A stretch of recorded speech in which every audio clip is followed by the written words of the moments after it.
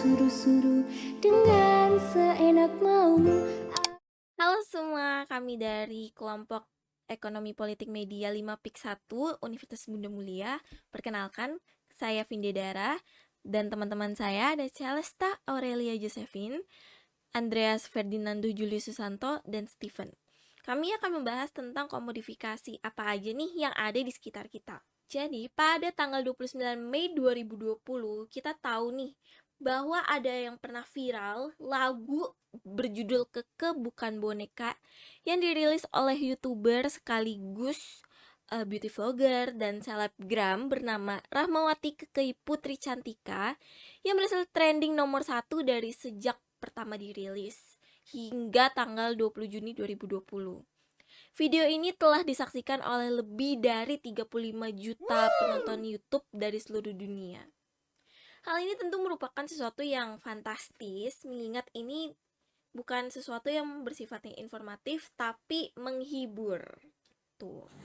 Lalu selanjutnya kita akan masuk kepada aksi yang dilakukan oleh KKI yang akhirnya disadari oleh masyarakat sosial media yang ada kaitannya dengan teori ekonomi politik media yang salah satunya itu adalah komodifikasi. Adam Smith dan ekonomi politik media klasik itu pernah membedakan antara produk yang nilainya berasal dari kepuasan atau keinginan dan juga kebutuhan manusia tertentu, yaitu nilai pakai. Dan produk yang nilainya itu didasarkan pada apa yang dapat diperintahkan oleh produk itu sebagai sebuah imbalan, yaitu nilai tukar. Lalu pada tahun 2009, Moskow pernah menjelaskan bahwa komoditas itu adalah sesuatu yang dijual di pasar. Sementara komodifikasi itu adalah proses yang diasosiasikan dengan kapitalisme di mana objek, kualitas, dan tanda itu berubah menjadi sebuah komoditas. Tampilan luar-luar barang yang ada di pasar itu, yang dijual di pasar, itu dapat mengaburkan asal-usul komoditas yang tercipta dari hubungan eksploitatif yang dapat menjadi sebuah kapitalisme yang disebut sebagai Marx atau sebagai fetisisme dalam komoditas atau pemujian berlebihan terhadap suatu hal. Lalu selanjutnya terdapat dua dimensi umum yang penting dalam hubungan komodifikasi dan juga sebuah proses komunikasi. Yang pertama, proses komunikasi dan teknologi itu berkontribusi pada proses umum komodifikasi dan juga dalam perekonomian secara keseluruhan. Salah satu contohnya adalah meningkatkan saluran komunikasi dalam bisnis pakaian, khususnya dengan diperkenalkannya komputer secara global dan teknologi terkomunikasi atau telekomunikasi yang dapat memperluas informasi tentang seluruh rangkaian produksi, distribusi, dan juga penjualan. Jadi di dalam sebuah area pasar dan proses penjualan di dalam pasar tersebut, komodifikasi dan komunikasi itu saling berkontribusi. Jadi kita harus mengakselerasikan kedua hal tersebut sehingga menjadi paduan yang pasti sehingga kita dapat bersaing di area pasar tersebut, di mana kita juga harus meningkatkan marketing dan komunikasi agar kita dapat mempersuasi customer sehingga tertarik dengan pasar kita, sehingga kita dapat mendapatkan keuntungan dan juga bisa bertahan dan bersaing di area pasar tersebut. Lalu masuk ke dalam bentuk komodifikasi isi dan komodifikasi konten. Terkait dengan komodifikasi yang terjadi di media termasuk dengan YouTube-nya KKI.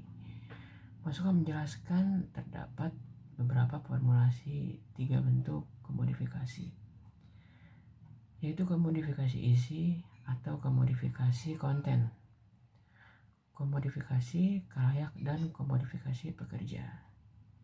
Yang akan menjadi fokus kami adalah komodifikasi konten dan komodifikasi isi. Komodifikasi konten. Komodifikasi ini tercipta ketika para ekonom politik berpikir tentang bentuk komoditas dalam komunikasi.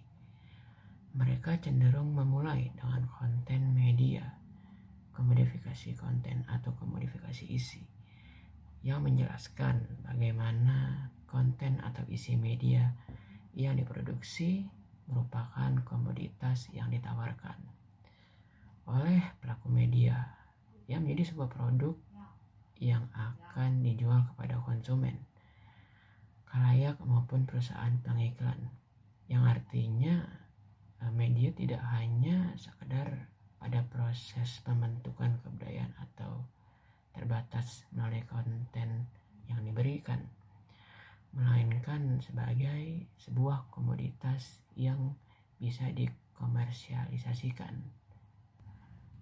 Sehingga dengan lahirnya media baru itu akan memperluas peluang untuk mengkomodifikasikan konten secara fundamental yang pada dasarnya terjadi pada proses digitalisasi yang secara spesifik. Merujuk pada transformasi komunikasi, baik data, gambar maupun suara ke dalam bahasa yang sama. Konten atau isi media merupakan komoditi untuk dijual di pasar, serta informasi yang disebarkan dikendalikan oleh apa yang ada di pasar, sehingga sistem ini mengarah pada tindakan yang konservatif dan cenderung menghindari kerugian, yang membuat beberapa jenis programming tertentu dan beberapa media menjadi dominan. Setelah kita mengetahui apa itu komodifikasi, maka kita akan kaitkan kenapa sih isi konten KKI termasuk dalam komodifikasi ekonomi politik media. Perbedaan yang dimiliki oleh KKI inilah yang menjadikannya sebuah komoditas yang menjadi bahan komersialisasi, selaras dengan teori komodifikasi yang diungkapkan oleh Vincent Mosco dalam The Political Economy of Communication. Mosco mengemukakan komodifikasi sebagai proses mengubah nilai pada suatu produk yang tadinya hanya memiliki nilai guna, kemudian menjadi nilai tukar atau nilai jual, di mana nilai kebutuhan atas produk ini ditentukan oleh produsen. Semakin mahal harga suatu produk menunjukkan bahwa kebutuhan individu dan sosial atas produk ini semakin tinggi gitu loh. Dalam konsep komodifikasi ini, Mosco menyebutkan secara jelas bahwa komunikasi merupakan arena potensial tempat terjadi komodifikasi. Hal ini dikarenakan komunikasi merupakan komoditas yang sangat besar pengaruhnya, karena yang terjadi bukan hanya komodifikasi untuk mendapatkan nilai lebih atau surplus value, tapi juga karena pesan yang disampaikan mengandung simbol dan citra yang bisa dimanfaatkan untuk mempertajam kesadaran penerima pesan. Realitanya, YouTube telah menjelma sebagai platform yang punya fasilitas, menjadi tempat fasilitas terjadinya proses komodifikasi yang memang sejatinya tidak dapat dihindari. Akses yang begitu luas dan bebas yang disediakan oleh YouTube ini menjadi sebuah komersialisasi diri yang dilakukan hampir sebagian besar konten kreator YouTuber. Gitu. Dalam hal ini dilakukan oleh si KKI ini dengan membuat unggahan-unggahan yang tidak biasa seperti video-video make up-nya, terus lagunya dia yang ia rilis yang menjadi salah satu nilai jualnya dan menarik viewers seperti itu. Jadi KKI ini dalam video-video YouTube-nya memberikan kesempatan terciptanya proses komodifikasi yang digagas oleh Vincent Mosco yang seperti dijelaskan tadi. Proses komodifikasi ini tercipta dengan begitu saja seiring meningkatnya jumlah subscribers dan viewersnya dari KKI ini. Memang sengaja dilakukannya untuk meningkatkan subscriber dan viewersnya seperti itu. Lalu kita pasti bertanya-tanya nih, sebenarnya atensi KKI ini kenapa bisa sampai se-famous itu, pernah trending di YouTube ya. Terus kenapa KKI yang dulunya hanya masyarakat biasa, tetapi sekarang dia bisa menjadi sebuah selebgram. Sudah selebgram, dia juga content creator, dia juga banyak di TikTok tampil, dan di situ tuh masih memiliki atensi daya tarik bagi masyarakat. Nah, di sini aku mau jelasin apa saja sih keunikan dan keanehan yang KK bikin dalam konten YouTube-nya. Nah, asal mula dari video KK itu viral karena dia pernah melakukan makeup challenge nih. Makeup challenge, kita tahu ya, biasa makeup challenge itu digunakan menggunakan hal-hal alat-alat makeup pada umumnya, tetapi berbeda dengan KKI. Apa nih yang berbeda? Nah, KKI menggunakan beauty blender. Yang kita tahu beauty blender itu yang kayak Pond's yang agak seperti spong, ya tahu ya. Nah, di situ KKI menggunakan spong itu tidak menggunakan spong yang seperti yang kita gunakan itu, tapi dia menggunakan balon.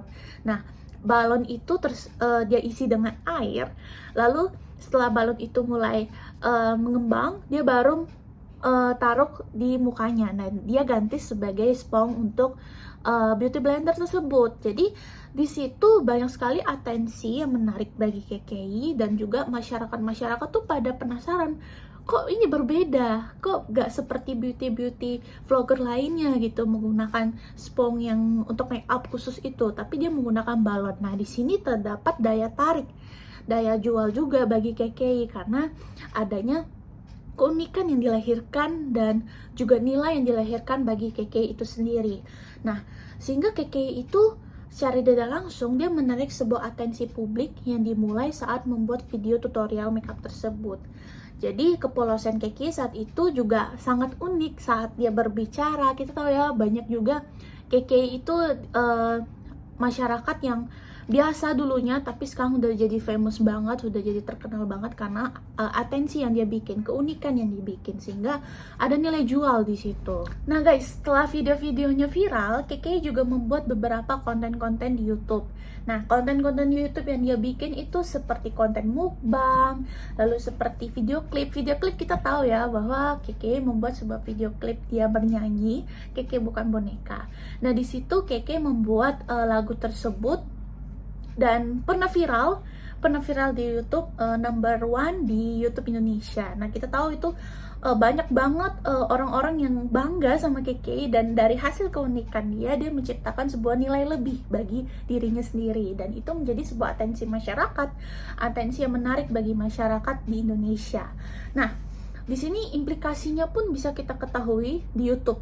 Nah, di sini aku pengen bahas YouTube ini memberikan sebuah kebebasan kepada para pengguna untuk mempublikasikan sebuah konten tanpa ada pengawasan yang ketat, meskipun tetap ada namanya guidelines yang diberikan oleh YouTube. Nah, kebebasan ini juga dilihat dari perspektif kacamata ekonomi politik nih guys. Nah, di mana platform YouTube dimanfaatkan oleh penggunanya untuk mempublikasikan sebuah konten komoditas demi kepentingan ekonomi atau materi semata untuk mendapatkan sebuah nilai atau value tersebut. Nah, inilah mengapa di dunia virtual ya, di dunia era digital ini, individu tuh banyak banget membuat intensitas konsumen, dan sekaligus juga dia menjadi sebuah produsen bagi dirinya sendiri untuk menciptakan sebuah nilai tersebut, untuk menciptakan sebuah harga nilai atau harga jual yang bisa dia dapatkan. Jadi, secara singkatnya bisa kita lihat bahwa KKI merupakan sebuah komodifikasi konten yang memiliki sebuah kekhasan, sebuah keunikan, dan juga dia menciptakan sebuah nilai yang tadinya itu tidak ada apa-apa menjadi ada, menjadi sebuah nilai, menjadi sebuah value, menjadi sebuah hal yang bisa dia brandingkan kepada masyarakat, sehingga dari hal tersebut dia bisa mendapatkan bukan sedikit ya, tapi banyak. Dia banyak menghasilkan sebuah cuan dari hal-hal yang dia lakukan tersebut, dari hal-hal kecil, dari proses-proses kecil hingga menjadi proses besar. Jadi sebuah komunitas yang bisa kita lihat ini, dia itu memiliki sebuah nilai komersial yang cukup tinggi, yang dapat dihasilkan dan dapat dibagikan bagi si KKI. Oke, segitu dulu dari video kami. Semoga dari video yang udah kami paparkan, udah kami jelaskan, dapat teman-teman mengerti, dapat teman nonton, dan dapat teman pahami bahwa komunitas ini sebenarnya ada di sekitar kita ya. Oke, segitu dulu dari ngobrol kami. Bye-bye.